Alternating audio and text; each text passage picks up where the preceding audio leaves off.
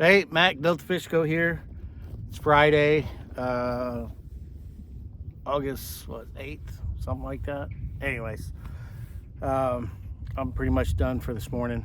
I got out here about 4:30, 5 o'clock, 5 o'clock I think. Launched out of Buckley's and then headed north to my spots. Anyways, just wanted to. I haven't made a video for a long minute, and I've just been enjoying fishing. Also, the water temps are up, 75 degrees. So for me, the fishing's been great for the past 3 weeks that I've been out here. Low tide and high tide. Today happened to be a high outgoing tide, so it's getting a little low. I don't know if you can see that or not, but so it's getting a little low. But the fishing's been good. Frog bite this morning right off the bat. Boom, nailing them. Where's my frog rod?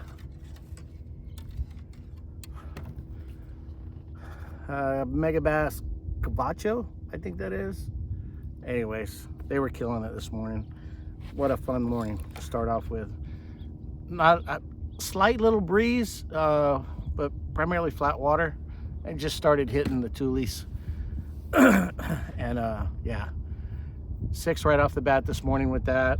And then I switched over, moved spots, switched over, went to chatterbait, spinnerbait, and then those were killing them as well. So it was a great morning. Crankbait, 3 on the crankbait. Not the greatest, but they were definitely hitting the crankbait too this morning. Anyways, yeah, fishing is great right now. You got to get out here, choose your times, choose your tides, whatever you prefer, whatever you're more comfortable with. But I want to touch a little bit about being comfortable. Listen, if you've only got one way to fish, and that's your only way to fish, you're missing out on a whole lot. You got to come out of your comfort zone. And that's okay if you don't. If you're out here and you want to do a Senko and that's all you want to do, by all means. But if you want to catch more fish, you've got to be able to change what you're doing according with your surroundings and what the fish want. That being said, you got to bring some lures. See, that's on the bottom of the deck there. I got 1, 2, 3, 4, 5, 6, 7. I got like 12 rods on my boat. That's because I don't like retying or tying every time I want to change something. I've got like 3 chatterbaits to cover different scenarios, but color and depth. But yeah, man, you gotta be able to change if you want to catch fish out here. If you're only looking to catch fish on chatterbait all day long, that's fine. Just know you're probably gonna be missing some bites. That being said, also the delta is pressured, so these fish, they have choice. Maybe they've seen the past 5 days or whatever, nothing but chatterbait. They bit it, they got it hooked, they're done with it. They're like, fuck, I'm not gonna eat that stupid lure no more. I don't care. Maybe they were taught, they learned it. I don't know, but give them something different. They might decide to chew on that, but you won't know. If you go fishing out here all day long with a chatterbait and you go home and you're like, I only got like 2 fish. Well, what if you threw a couple other baits? You might end up with the 4th fish, 5th fish, or 6th fish. It's just about changing and making your odds better on catching fish that don't want the chatterbait. Also, your angles. Fishing one spot and one angle. That's why it's always nice to kind of have 2 guys on the boat, because you can quickly get those angles. But fish one side and then call it done. You fish the next, or one side of a tule clump, and then you go to the next tule clump. Well, you didn't fish the other side of it, and you didn't fish that side of it from a different angle. Change your techniques around. Be versatile out here if you want to catch more fish, is what I'm saying. Lures, know your lures and what you're willing to do with them. The fish are hiding. They're ambushing. They're getting out of the sun. Like, if you're only going to throw your lures out here in the open water, that's fine. There might be a certain time of the day that they're going to be off the bank. And you might do really well. But at some point in time, they're going to move up. They're going to move up. They're going to move down. Some might move up. Some might move even deeper. So you got to choose, throwing your lure into a spot where you're like, I know if I throw it up there, that motherfucker is going to get caught. That's kind of the cost of admission out here. Especially this being a grass fishery. So, yeah, I'll take my square bills and I will throw them as close as I can to the bank or to the tule clumps, especially if I know if I got a deep drop bank. I'll put a mid diver, 6 to 9 foot diver, and I'll throw them as close as I can to that bank and have them come down that bank. And then, level off where it starts to level off. But if you got a steep bank and you know it's a steep bank, why not? Because as soon as you throw it up there and then that lure is going to come down. Or throwing a chatterbait.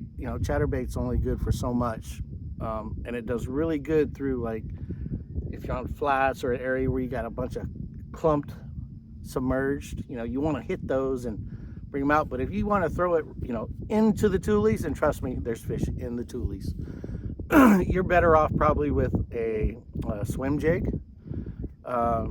Definitely the 4x4 out here, which is the spinner bait. I would say the swim jig, then the spinner bait, and then the chatterbait, as far as weedless stuff goes. As weedless as you can get, but the spinner bait is by all means.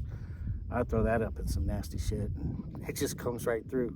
Same thing with the swim jig. If I've got a sparse set of tules like that, man, I'm throwing on the back side of it and I'm coming straight through and I'm trying to bump like a pinball machine. I don't want to bump shit.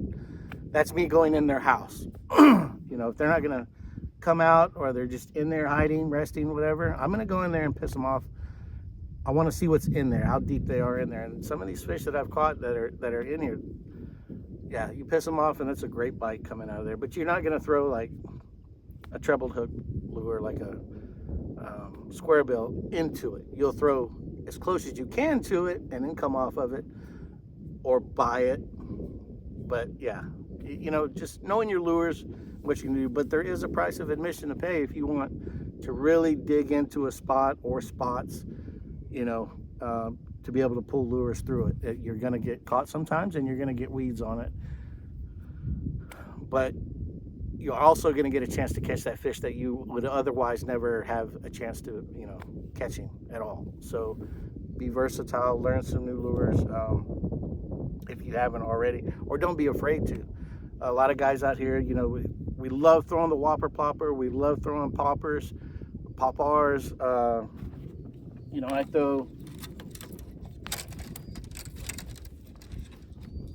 I throw a popper. I throw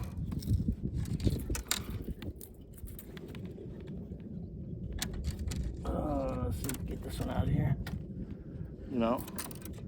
I'll throw the crankbait.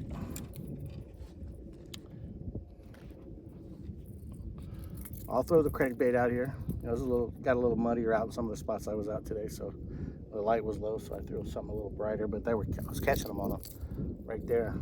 That was great. Not a lot, like I said, only about like 3 fish, but they were biting on it. So, anyways, back to what I was saying. When the bite's really tough, and they're not taking lures, and you're going to start flipping. You're throwing that in there. That's super weedless. A brush hog with a hook and a weight, snelled. Yeah, dude. Go in there and go get them. Find a way to go in there and get them. If you're going to get them with a worm, you can definitely go in there with a lure and go get them. You can't be afraid to get snagged up out here. It is the price of admission to catch fish out on the Delta. That being said, also square bills, back to that specifically, water depths play a lot for me. I love throwing a square bill, by the way. But I've got some that run really shallow, and trust me, you know, if you've got 3 feet of water and this thing runs 2, man, throw it in there. Sometimes you're gonna catch that grass. It's gonna go a little bit too deep, or you're gonna have something a little bit submerged. But throwing this in there and then coming out with it from the bank around these tulies, that's a catcher. So yeah, usually I've got like a real shallow diver, maybe 2-3 feet. Little John, I forget what this one was, DT something, but Little John, Spro Little John, I think it is, 50 or whatever. Great little lures for, you know, that 2-foot range. Trust me, when they're up there and they're hiding and they see that little lure go by, they're coming out. They'll get it. What else? Colors. Yeah, colors. Don't be afraid to change your colors. Right now, that on the chatter, that, and then on my big blade, again, that pattern right now, anyways. I'm not gonna say always, but anyways, right now, they're doing great. You gotta be able to be versatile with it. So like on my chatterbaits, I'll throw a 3/8 when I know it's super shallow, but I still want my chatterbait to get through there, just right across the top of the submerged vegetation. And then when it starts to get a little deeper, I'll go to that 1/2 ounce. And then when I want something just a little bit off the bank, maybe in a 5 foot or more water, I'll go to that big blade, maybe 3/4 ounce. Keep it down. Of course, I got a tail on it, so it's going to have that rise anyways, but it may seem like a lot, but it's not. So just a little juice there for you guys that are you know, maybe missing some right now. Come out, be versatile. Be able to offer a little something more than what you normally do, if you want to be able to like catch the fish or catch more fish, you know. And by all means, you know, if you're just a one lure type guy and that's all you're doing, cool. Catching fish is fun. It doesn't matter, you know, how you do it or what you use. It's just fun anyways. But if you want to maximize more, then you got to be able to offer a little bit more, be a little bit more versatile with that. Anyways, I'm calling it a day. I'm gonna put these rod sleeves on the rods here and head home. I probably bagged about 22, 23 today in the boat. Again, frogging early this morning was off the chain, and it hasn't been that way for the past couple weeks. But this morning, they wanted it, and I've been dying to catch some frogfish. So that was really cool. And then I went straight to the spinnerbait, caught some more on that, and the chatterbait, just, you know, tore them up, and then maybe 3 of them on my cranks, but I didn't throw that too much. But yeah, fishing's great right now.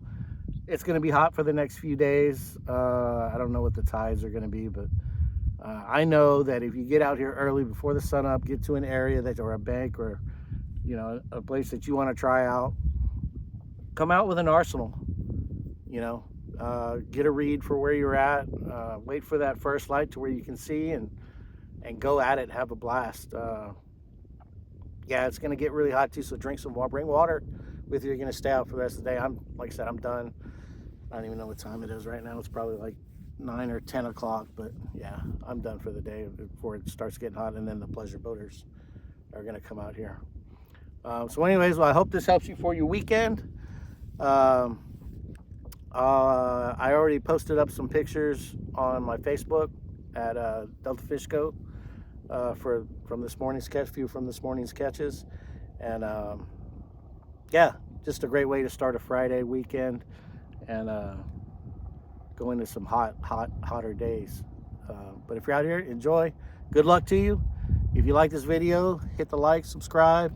I'll probably try to make some more videos here next couple weeks. Like I said, I just been wanting to fish. I didn't want to deal with the cameras and making a video and all that. I've been lazy. That's call it what it is. Anyways, I'll get back to you next time. Hopefully next week when I'm out here, probably Wednesday. Before I go, that's another thing. Look, that just popped into my head. If you guys ever watch the videos for the Windy Wednesday Nighters, I think the guy Bearded Bassin, Bearded Basser. Anyways, he's always, you know, him and his dad or him, every Wednesday they're out, you know, fishing that tournament. So if you watch the end of it, well, watch all of it, but if you watch the end of all his videos, he's there at the weigh-ins. So they're fishing, you know, the evening bite.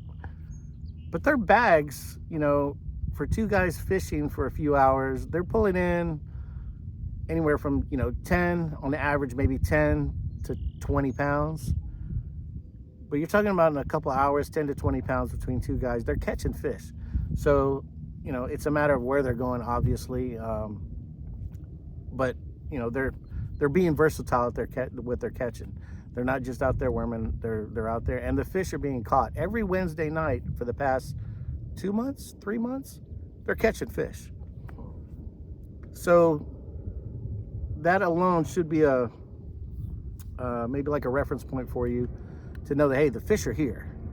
You just got to come out here and give it a try. And to me, it's being versatile and finding out what the fish want and then enjoying that.